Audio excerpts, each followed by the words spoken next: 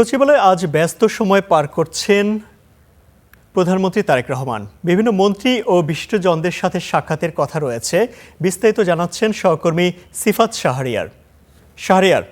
সেখানকার সবশেষ পরিস্থিতি আমাদেরকে জানাবেন এবং বৈঠকে কি কি হয়েছে সেটা আমাদেরকে বলবেন। স্বরাষ্ট্রমন্ত্রী বিষয়ে কোনো কথা বলেছেন কিনা, বললে কি বলেছেন সেটা জানাবেন।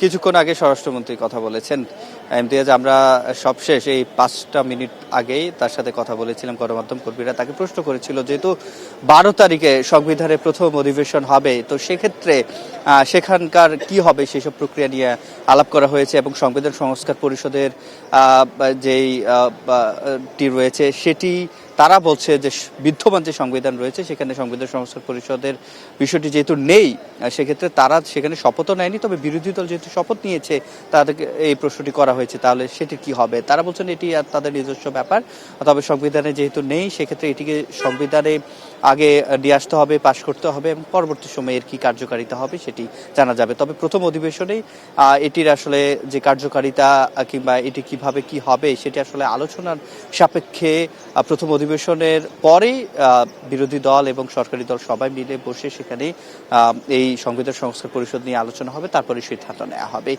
এবং এর আগে আমরা রাষ্ট্রপতিকে নিয়ে প্রশ্ন করেছিলাম, তিনি বলছেন হ্যাঁ, রাষ্ট্রপতি প্রথম অধিবেশনে যে 12 তারিখে 12 মার্চে যেই অধিবেশন রয়েছে সেখানে তিনি বক্তব্য দেবেন।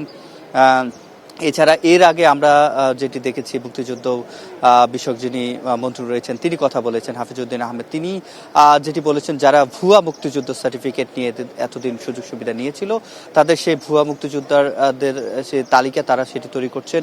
সঠিক যারা মুক্তিযোদ্ধা এত বছর বঞ্চিত ছিল সেসব তালিকাও আসলে প্রকাশ করা হবে বলে তিনি জানিয়েছেন। জুলাই যোদ্ধাদের তাদের যে সম্মান সেটি তিনি বলছেন দেয়া হবে।